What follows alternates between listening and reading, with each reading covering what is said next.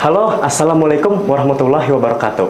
Nama saya Muhammad Amar Fahruza dan kembali lagi bersama saya di Podima, podcast inspirasi madrasah kita. Dan yang bakal bergabung dengan saya pada podcast kali ini adalah Bapak Kepala Madrasah Aliyah, yaitu Bapak Riza Fahlipi. Selamat datang Pak, apa kabar? Alhamdulillah, baik. Alhamdulillah. Nah, teman-teman mungkin sudah tahu dan kenal banget sama Bapak. Tetapi mungkin masih ada beberapa dari teman-teman yang mungkin tidak kenal atau kurang familiar sama Bapak Riza Fahlipi. Untuk itu, dipersilahkan bagi Bapak untuk memperkenalkan diri. Baik. Nama lengkap Bapak Riza Fahlipi, sarjana pendidikan. Tempat tanggal lahir Bapak di Birayang, 14 Maret 1966.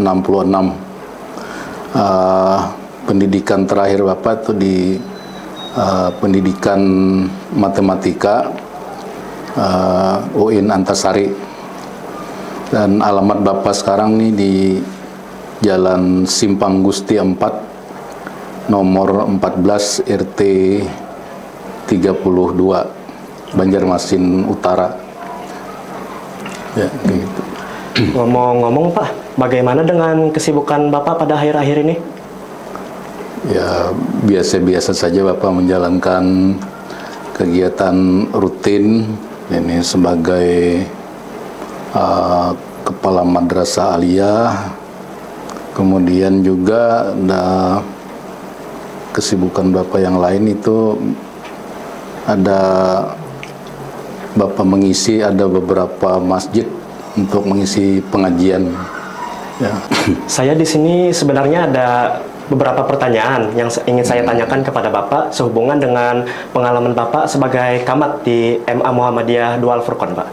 Pertama-tama saya ingin tahu nih, bagaimana sih perjalanan Bapak secara singkat dari sebelum menjadi camat hingga menjadi camat? Oke. Sebelumnya Bapak ini pertama kali terjun ke dunia pendidikan ini di tahun 2009. Itu 2009 itu Bapak mengajar di Madrasah Ibtidaiyah Kertakhanyar ya. Sejak tahun 2009 itu sampai kadang-kadang dipanggil juga sampai sekarang ya. Jadi walaupun tidak mengajar tetap lagi di sana. Nah, kemudian tahun 2012 ya, di penghujung tahun 2012 itu Bapak diminta menggantikan guru kemuhammadiyahan di Madrasah Sanawiyah Al-Furqan ini. Jadi pertama kali mengajar itu Bapak di Sanawiyah sini itu mengajar mapel kemuhammadiyahan. Jadi menggantikan ibu waktu itu yang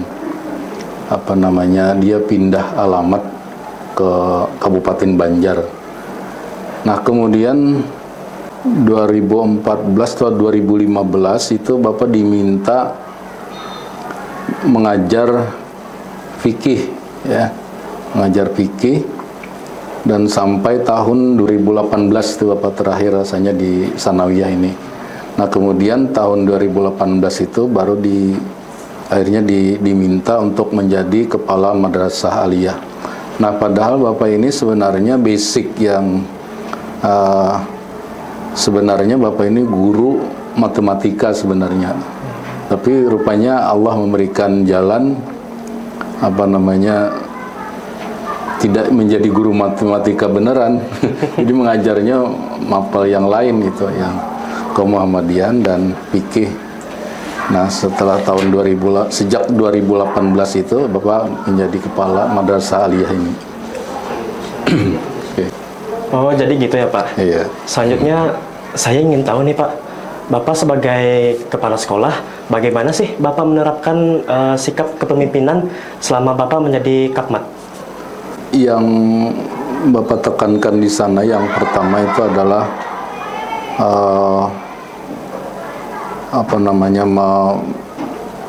melaksanakan kegiatan yang sifatnya adalah kebersamaan ya. Jadi sama-sama kita memiliki sekolah ini. Nah, dan ini biasa Bapak sampaikan ketika rapat-rapat dengan guru dan staf itu setiap bulan. kita sampaikan bahwa kalau kita merasa memiliki, tentu saja kita punya beban moral yang tinggi ya untuk sama-sama memajukan sekolah ini, sama-sama kita memberikan sesuatu yang terbaik. Jadi harus ada unsur kebersamaan dan kegotong royongan dan penuh dengan suasana kekeluargaan. Jadi tidak ada istilah kita mengandalkan ke satu figur, misalnya kepala sekolah yang hebat lalu segalanya ke sana, kita memfokuskan ke sana perhatian kita sehingga kita merasa seakan-akan ya tidak apa juga, ini yang penting selesai mengajar dan sebagainya, ya sudah. Nah, ini namanya tidak memiliki kebersamaan ya. Yang namanya kebersamaan itu kita dari awal bersama, kemudian menghadapi berbagai problem bersama, kita selesaikan secara baik ya. Dan itu tadi, kemudian kita karena ada kebersamaan dan rasa memiliki tadi, kita punya beban moral. Jadi untuk menanggung segala susah senang kita harus tetap bersama gitu. Ya. Kalau begitu, bisakah Bapak membagikan sedikit tentang misi dan visi Bapak selaku camat di MA Muhammadiyah 2 Al-Furqon? Oh iya. Visi kita ini yang pertama itu adalah terwujudnya madrasah aliyah yang unggul dan berprestasi dengan karakter peserta didik yang berilmu pengetahuan agama dan berilmu pengetahuan umum, beriman, terampil, dan berakhlak yang mulia. Nah, kemudian misinya itu ada 6. Yang pertama adalah melaksanakan kegiatan pembelajaran dan bimbingan secara disiplin dan penuh tanggung jawab sehingga peserta didik dapat menjadi manusia mandiri. Kemudian yang kedua, melaksanakan pembelajaran dan bimbingan kepada semua peserta didik dengan mengintegrasikan pengetahuan agama Islam dan pengetahuan umum. Kemudian yang ketiga adalah menciptakan suasana pembelajaran yang menyenangkan, komunikatif, dan demokratis. Terus yang keempat, menumbuh kembangkan rasa ingin tahu dan bakat semua peserta didik untuk meningkatkan prestasi akademik dan non-akademik. Kemudian yang kelima, melaksanakan pembelajaran yang islami kepada peserta didik untuk membentuk budi pekerti yang baik dan akhlak yang mulia. Terus yang keenam adalah meningkatkan kreativitas peserta didik untuk mengasah bakat melalui bimbingan dan latihan secara intensif. Ya. Oke. Ya. Kalau untuk saat ini Pak, apakah Bapak mempunyai program jangka pendek, menengah, atau panjang untuk sekolah kita yang tercinta ini Pak? Oh ya, ada program jangka pendek adalah untuk memberikan pelayanan pendidikan yang semakin baik terhadap semua peserta didik dalam hal pembiasaan yang baik ya. Seperti misalnya pembiasaan yang baik ini, kita setiap pagi sebelum belajar itu melaksanakan sholat duha dulu, kemudian tadarus Al-Quran, kemudian bagi anak yang tidak berasrama itu ada dilaksanakan mabit, dan ditambah dengan beberapa macam kegiatan ekstrakurikuler yang kita laksanakan di lingkungan sekolah kita ini. Nah, kemudian termasuk yang jangka pendek juga adalah pembinaan prestasi yang sifatnya akademik ya, seperti kemarin kita mengikuti lomba kompetisi sains madrasah yang dilaksanakan ini setiap tahun ya. Dan alhamdulillah sekolah kita selalu tampil dapat gelar juara ya untuk terutama untuk tingkat Kota Madia. Dan alhamdulillah kemarin yang terakhir tadi, tingkat provinsi satu-satunya madrasah swasta yang masuk 3 besar ya, jadi anak aliyah. Alhamdulillah ini setiap tahun kayaknya ada. Tahun yang kemarinnya juga tuh, sebelumnya itu juga masuk, kemarin tuh kalau nggak salah juara 2 ya untuk tingkat provinsi. Kemudian juga membina ini kebersamaan baik antar guru dengan sesama guru dan staf. Ini kami biasa melaksanakan yang kegiatan bersama di luar itu, misalnya kami melaksanakan refreshing, kemudian acara makan bersama. Kalau bulan Ramadan itu kami buka bersama khusus guru-guru dan staf di aliyah. Ini untuk membina kebersamaan tadi ya. Nah itu yang dalam jangka pendek. Kemudian jangka menengahnya ini adalah mengupayakan agar semua lulusan madrasah aliyah itu bisa lanjut ke perguruan tinggi ya, baik perguruan tinggi negeri atau yang swasta. Nah kemudian yang kedua, kita mencari info tentang beasiswa kuliah ke perguruan tinggi negeri atau swasta ini, lebih khusus lagi di lingkungan perguruan tinggi milik Persyarikatan Muhammadiyah.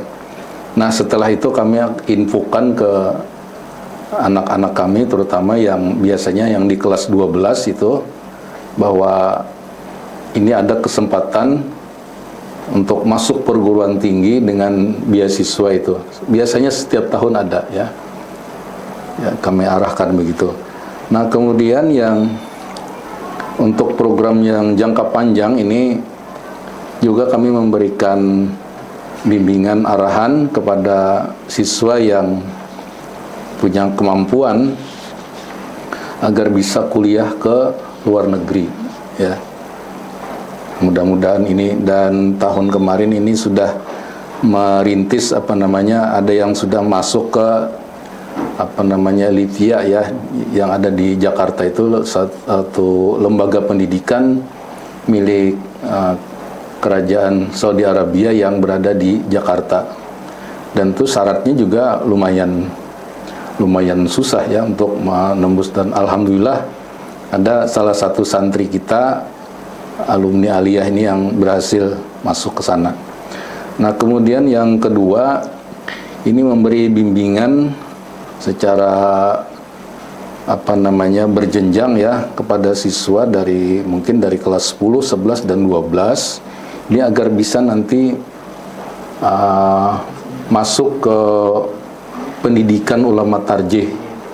Jadi pendidikan ulama tarjih ini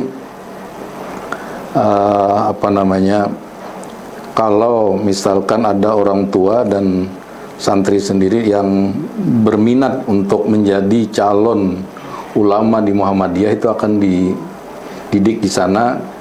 Cuma di sana itu jenjang pendidikannya itu setara dengan diploma 3 ya, jadi belum S1. Nah, tetapi biasanya anak-anak yang lulus dari POTM ini, mereka tuh bebas memilih ke perguruan Muhammadiyah yang lain untuk menyelesaikan program S1-nya. Dan alhamdulillah juga ini ternyata sudah beberapa tingkatan kita punya anak yang memang orang tuanya itu berminat ya untuk menyekolahkan anaknya di POTM ini. Jadi kita sudah ada beberapa yang, bahkan ada sudah salah satu alumninya yang juga sempat mengajar di tempat kita ya. Jadi ini berjenjang. Dan ini kalau ada yang memang memenuhi syarat dan memang punya minat tadi, kita bisa langsung merekomendasikan ke POTM ini yang ada di Jawa itu. Yang ada sekarang ini kan ada di Jogja sama dengan di Malang ya. Nah yang kemarin itu anak kita itu ada satu orang yang masuk di POTM Malang itu. Kalau sebelumnya tuh di Jogja, ya. Oke, itu yang jangka panjangnya. Nah, sedikit keterbelakangan flashback nih Pak. Iya. Bagaimana sih kesan Bapak saat pertama kali datang ke MA Muhammadiyah Dual Furqon? Aduh, waktu itu Bapak sempat bingung. Kenapa Pak? Ya, bingungnya karena Bapak ini kan ya tidak membayangkan langsung jadi kepala sekolah ini. Sebelumnya kan Bapak mengajar di IMI, di Sanawiyah, ya biasa-biasa aja. Ini langsung disodori Bapak ditawarkan jadi kepala madrasah aliyah. Jadi di kepala Bapak tuh bingungnya luar biasa. Yang Bapak hadapi ini kan teman-teman yang mereka sudah ada yang sudah senior gurunya, sementara Bapak ini orang baru kan. Oh ya, memang dari segi usia sih Bapak memang lebih tua dari mereka, cuman dari segi pengalaman Bapak jauh di bawah. Nah, tapi kebingungan itu perlahan-lahan tapi pasti ya, akhirnya menjadi sirna ya. Jadi berkat adanya bimbingan dari beberapa pihak ya, dari pimpinan pondok, kemudian dari pengawas ya, terus mereka memberikan support kepada kita, memberikan bimbingan. Ini loh tugas seorang kepala madrasah itu ya. Jadi dari sanalah Bapak dapat akhirnya dapat pengetahuan secuil ya, sehingga memberanikan diri untuk bangkit. Ya pelan-pelan tadi, ya kekurangan jelas lah, banyak kekurangan, tapi mau tidak mau kita, karena ini proses pendidikan yang terus berjalan kan, ya mau tidak mau, hanya istilahnya tuh hanya kita menggantikan manajernya saja, sedangkan personil yang lain kan wakamatnya sudah lengkap, kemudian kurikulumnya lengkap, gurunya lengkap, tinggal masuk di sana kita ingin menjadi top leadernya lah di itu ya. Jadi dan itu tadi modal Bapak ketika melihat suasana seperti itu ya, kita rangkum aja semua menjadi sebuah kerja bersama dengan kebersamaan penuh, kekeluargaan tadi, kita saling memahami kekurangan ya. Jadi itu, nah akhirnya ya bisa berjalan dengan mudah. Dan segala problem yang dihadapi juga itu jangan jangan disandang, jangan diselesaikan sendirilah. Kita bermusyawarah, saling bantu ya. Nah ini kemudian kita akhirnya bisa juga memberikan kepercayaan kepada para guru sesuai dengan masing-masing ya. Ada yang dibebani menjadi wali kelas, ada yang ketika ada ulangan atau ujian itu kan mereka dilibatkan lah menjadi panitia. Jangan itu saja, jadi kita ruling, diberikan kesempatan, apakah itu dia guru baru dan sebagainya, kita libatkan saja. Akhirnya mereka merasakan semua, dan alhamdulillah itu disambut baik oleh kawan-kawan semua. Nah itulah yang akhirnya membuat hati Bapak tuh lega ya. Jadi yang tadinya kebingungan, alhamdulillah sekarang sudah tidak lagi lah. Jadi ada tempat bertanya, ada tempat curhat dan sebagainya ya. Kemudian kerja kita ini kan diawasi juga. Nah ini, jadi itulah yang membuat akhirnya bisa berjalan seperti yang ada ini. Oh jadi gitu ya Pak. Sebelumnya saya ingin tanya nih Pak tentang program ANBK yang bakal dilaksanakan di ke depan ini Pak. Apakah menurut Bapak persiapannya sudah berjalan dengan lancar? Oh iya, yang pertama ANBK ini kan memerlukan sarana ya, sarana penunjang yang dituntut di sana harus memiliki perangkat komputernya ya. Nah alhamdulillah ini pihak pondok sudah memfasilitasi kita dan ruangannya juga ruangan yang ya kita anggap representatif ya, ruangan bersih, ber-AC, kemudian tersedianya juga jaringan internet atau wifi-nya juga sudah, alhamdulillah. Ini untuk sarana dan prasarananya Bapak rasa ini sudah cukup memadai. Nah, tinggal lagi satu, karena ini adalah hal baru yang di sana anak yang ditunjuk menjadi peserta ini itu bukan atas pilihan kita. Jadi ditunjuk dari sana berdasarkan data EMIS ya. Jadi orang-orang yang mungkin tidak semua anak yang ikutkan di sana ya. Nah, sehingga tentu saja ini perlu persiapan yang lebih baik lagi, dan apa yang diungkapkan di dalam item pertanyaan-pertanyaannya itu barangkali tidak diajarkan di kelas ya, seperti pembelajaran biasa itu. Jadi di sana itu disuruh istilahnya kita mengembangkan kemampuan literasinya, kemudian numerasinya. Nah, ini perlu bimbingan khusus lah. Nah, kemarin kita mendapatkan semacam tawaran dari pihak luar. Itu yang datang ke kita itu kemarin adalah dari Ruang Guru. Nah, Ruang Guru ini katanya dia sudah punya pengalaman ya untuk membimbing beberapa sekolah di luar kita itu. Nah, dari situ mereka ternyata sudah bisa memberikan tempaan yang bagus untuk anak-anak peserta INBK ini, sehingga hasilnya lumayan bagus lah. Ini cuman itu tawaran menjelang kita sudah dekat sekali dengan gladi bersihnya. Nah, jadi tidak sempat kita berpikir untuk merespon langsung tawaran itu ya, tawaran kerjasama itu. Dan insya Allah nanti kami kedepannya mungkin kami akan telusuri lebih jauh lagi seberapa efektif kerjasama ini sehingga bisa meningkatkan nilainya itu. Dan nilainya ini kan itu bukan nilai terhadap anak, tapi nilai terhadap sekolah. Jadi anak itu beda seperti dengan ujian ya.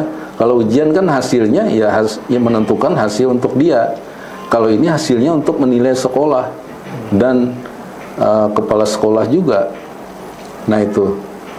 Jadi ya alangkah baiknya gitu kan kita ada semacam persiapan lah untuk bagaimana trik-trik menjawab soalnya itu agar jangan sampai jawaban soal itu asal-asalan ya, karena itu buruk akibatnya ya.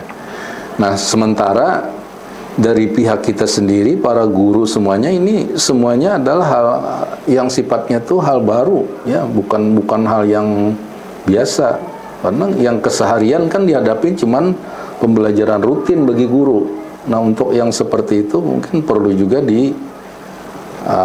semacam arahan ya, terutama dari pihak luar tadi yang mereka sudah punya pengalaman lebih jauh dari kita, karena mereka kan fokus untuk melayani itu ya.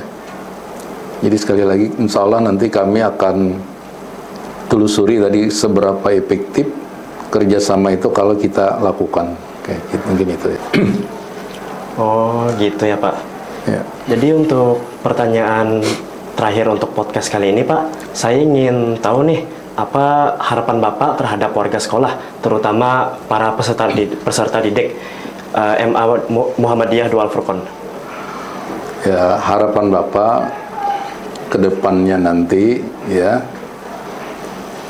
semuanya akan terjadi semacam peningkatan lah. Walaupun Bapak nanti sudah tidak beraktivitas lagi sebagai kepala madrasah. Jadi harapan Bapak nanti ke depan itu Madrasah Aliyah ini menjadi Madrasah Aliyah yang unggul sebagaimana ungkapan dalam visi misi tadi. Nah, unggul dan menjadi pilihan banyak orang untuk menyekolahkan anaknya di Madrasah Aliyah ini. Nah, sehingga lulusan ini, harapan kita lulusannya akan semakin baik ya, namanya mutu lulusan ya. Nah, salah satu ukuran daripada mutu lulusan itu kan banyaknya anak-anak yang lulus dari Madrasah Aliyah ini bisa lanjut ke perguruan tinggi tadi. Karena bagaimanapun ya, sekolah ini memang salah satunya jalan formal untuk menunjukkan kemajuan suatu ya lembaga pendidikan gitu. Semakin banyak anak yang bisa lanjut bersaing, lanjut di perguruan tinggi negeri atau swasta, semakin banyak kan semakin baik. Bahkan jenjangnya juga nanti bukan hanya pendidikan S1 lagi, sekarang S1 sudah banyak. Mungkin naik lagi ke jenjang S2 dan S3 dan seterusnya. Semakin banyak insya Allah semakin baik. Nah, oleh karena itu Bapak doakan saja mudah-mudahan ke depannya nanti semuanya semakin baik, jumlah muridnya semakin banyak, kemudian mutu lulusannya semakin baik, sarana prasarananya juga semakin baik, pelayanan juga semakin baik, dan inilah yang menjadi harapan kita semua ya, sehingga Madrasah Aliyah ini semakin banyak diminati oleh masyarakat. Oke. Baiklah Pak, itu saja dari saya. Saya ingin berterima kasih kepada Bapak karena Bapak sudah bisa meluangkan sedikit waktu untuk datang dan berpartisipasi di Podima kali ini. Sekian dari saya, salah hilaf mohon maaf. Assalamualaikum warahmatullahi wabarakatuh.